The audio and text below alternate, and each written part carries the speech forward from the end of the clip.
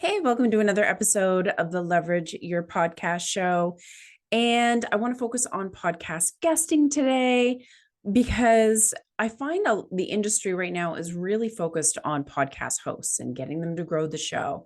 And I feel like not enough attention, truthfully, is really put on those that are guesting on the shows and how to optimize it, how to show up, how to leverage it, your talks. There's so many aspects to guesting on a show. You don't just show up and people ask you questions and then go off and then expect to get leads and clients. You do need to up your game and make sure that you're leveraging everything that you can. So on this show, I've had the pleasure of interviewing a number of podcast booking agencies and the owners, and have gleaned some really good tips from them. I mean, think about it. They are in the trenches. They are pitching. They are getting people booked. They are looking at their one sheets, at their talks, at how they're getting ROI out of those shows that they're guesting on. So in booking, hundreds of different people on thousands of different episodes and shows, they know what works and what doesn't. So I've looked back at my past episodes and gleaned some of my favorite tips from some of the top podcast booking agencies. So let's dive in. You may have heard of Interview Valet, and Tom Schwab, the owner, was on my show. And he's such a great leader in the space. He does different articles, master classes, talks about the industry in general. So he's a huge icon. And one of the takeaways that I got from the episode that he guested on, and I'll put those links in the show notes as well, guys, so that you can tap into the whole episode of these podcast booking agency owners. So he said how you show up on podcast interviews now as a guest matters. So think about, pre-COVID, right? 1 out of 5 podcasts used video before COVID. And then 75% now is using video. So that's a huge growth. And YouTube, as you know, is one of the biggest search engines for podcasts even. So it changes how you show up. You want to look professional, Tom says. You want to look good. You want to have the professional microphone. You want to have the right camera, the right lighting. I just looked directly in my light. I probably should have done that. You want to have the right background, the right, professional attire.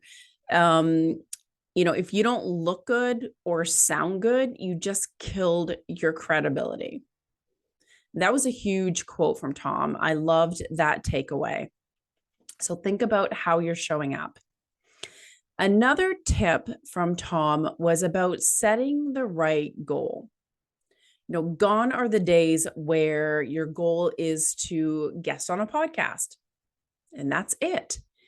He says you want to connect with the host, promote the episode, build a relationship with the host, be a gracious guest, and show up, as I mentioned, professional, looking good, and sounding good. So growing your brand and business should be the goal.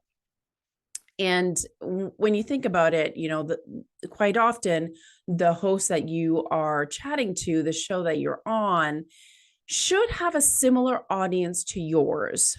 So why wouldn't you want to build a relationship with them? Because they then will promote you more, and think about the referrals and collaborations and all that good stuff. So thinking about your goal, and that should be building your brand and your business through podcast guesting, of course. Now I'm going to switch gears. One of the guys I had a chat with from Law Pods is in, the lawyer space and helping those within that industry. His name is Robert Ingalls. Such a great guy, so easy to talk to. And he has built, his business and started off as podcasting. So he's, been there, done that, obviously, and now is helping others in the law space get on podcasts. And I liked his advice for a couple of reasons. One, I think it lessens the stress and it will help you attract more leads and clients and stand out. So he says, actually, he calls it a cocktail party strategy. So that makes it fun. But he says, don't feel the need to be scripted and polished. I don't know about you, but that's how I felt when I first started guesting on shows. Even when I started my own show, I felt like I had to be a certain way or, say things a certain way, act a certain way, look a certain way, all that kind of stuff. So he puts it in this perspective. So imagine you are at a networking event, you belly up to the bar, you grab a napkin, you grab a drink, and there's a hot topic and you start talking and you're passionate. Maybe you're waving your hands around and people around you are starting to notice you and kind of like listening in, leaning in, asking questions, and they start getting involved in the conversation. That's the way you want your conversation to go on the podcast that you guest on. You want to talk passionately about what you love and how you help your clients. And you want people to feel like they're listening into that conversation. And you want that authenticity to really come through. And this was what will help you stand out. So show up as you already are. Great advice, right? And it makes it so much easier. The other advice that Robert gave is to narrow down your focus. So sometimes you see podcast guests and they talk about like their area of expertise, but in a really general way. And I actually had to learn this lesson the hard way. I remember guesting on shows when I had my content marketing agency, and I just spoke about, the Cole's notes of content marketing and what it is and how it'll benefit you. What a snooze fest. It was so boring. And I wasn't getting booked and I wasn't getting traction. It wasn't until, like Robert says, niche down your topic and niche down your focus. He's benefited from it, obviously, with his business, focusing it on lawyers getting booked on podcasts, but it gives you a competitive edge, he says, helps you build a network and facilitates growth. So for instance, with your talk topics, if you talk again, like I said, talk about Facebook ads, content marketing in a general way, you're just going to get lost in the sea of episodes. You won't stand out. But if you talk about Facebook ads that help podcasters build an audience, that speaks to a very specific group. And I'm assuming then that would be your ideal client. And that's what will help you stand out. So yes, niching down in your business, agreed. And that's exactly what Robert did, but also niching down in your talk topics and like who you're speaking to. So not long ago, I also chatted with Anastasia Lipsky, and she works with people like getting booked on stages, but also getting booked on shows. So that was kind of a unique skill set that she has, because speaking on stage obviously is a lot like speaking on a virtual stage with podcasts. And she kind of just has a unique perspective that I love. And the advice that she gave, especially when you're a podcast guest, wanting to get on more shows, but also wanting to step into that virtual stage or even, getting on an actual stage at an actual event. She says, embrace the identity of a speaker. So what she means by that is let speaking be part of your language. So get used to saying that you're a guest expert, that you're a speaker. You want your name to be synonymous with speaker. So even like in your social media profiles, on your website, on your one sheet, on your speaker page. And so publishing also those podcasts that you guest on helps that, right? So when you publish it on your website as a blog post or show it on your media page, the more people will see your name and guesting on podcasts and speaking. So the more that happens, you gain more credibility, but you also gain more opportunities to get on stages, to get on other podcasts. So, double win there, obviously. She also shared a really good tip about one sheets. And this made me look at my one sheet a little bit differently. And hashtag guilty, I probably still need to update it. But she said a common mistake that guests make on their one sheet is at that very top piece of real estate in that top banner that they put like in big bold letters their name. Where really you shouldn't be focusing on your name, but focusing on the results that you give because of your talk. So focusing on like your voice, your mission, what it is that you do, what it is that you solve. So almost like a tagline, and which makes total sense. And then underneath it, put your name. And then have a couple other little tips that she says is include an image of you on there and try to stick to one page. Going to 2 pages is okay, especially if you're having your interview questions on there to help the host, but definitely do not go over 2 pages. So there's some hot tips for your one sheet. So I better get on mine and start making some changes. Wow, too much of a to-do list, right? Another wonderful woman that I spoke to, Antoniette Rose, she works with Wellness Productions, and she also helps people get on stages. And so I loved her perspective as well. She kind of like will take someone, diamond in the rough, if you will, and really help craft their talk, and also help like podcasters craft that talk, not only for being a guest on podcasts, but also crafting that to then be on stage. And so one of the tips that she says is tailor your talk to what people buy. And I have to say, I was kind of guilty of this. She says, people don't buy, the nuts and bolts of a thing, or how did she phrase it? The nuts and bolts of your talk. I can't remember exactly how she phrased it, but she said, oh, I know how she said it. She said, your talk shares like nuts and bolts of like your system or a process or a method. So it's like the nitty gritty, right? But you need to dig into the problem and the solution, because they aren't buying those nuts and bolts. They're buying the solution to that problem that they have, which makes total sense. So just make sure that you're weaving that into your talk. So she says to create a signature talk that reflects your brand and your expertise, but allowing for a little bit more flexibility and variety in your content. So that way, when you're talking to different podcast hosts, that you can tweak it slightly depending on who you're speaking to, or kind of like what they're asking, and have a core message. But then again, it's kind of like allowing that flexibility in your talk to adapt to those different audiences and different situations. So she says it's important to know who you're serving, how you can help them transform their lives. And so again, it's like thinking about that transformation versus thinking about the nuts and bolts of your method or system or process.